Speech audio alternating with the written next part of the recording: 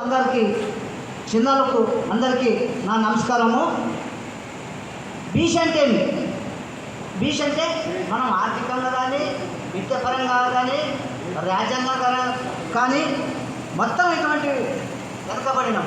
అది అందుకోసమే బీచ్ అంటాం. మరి బీచ్లకి రాక్షసులు అంటే ఒక రొట్టెలు దొరలు మనని దోసుకొచ్చినారు. ఏం దోసుకొచ్చినారంటే మన పెద్దలు భూమిని వల్ల పన్ను కట్టక దోచుకొచ్చినాము, పుంజుకున్నాడు. ఏడ భూమిని మన పేద ప్రజలు ఉండవంటే వాళ్ళవి పక్కన ఉంటే ఇష్టవలేదు రాని దౌర్జన్యం చేసి పుంజుకున్నాడు. అందుకోసమే మనము వెనకబడినాము. అందరూ ఏకమా కావాలా.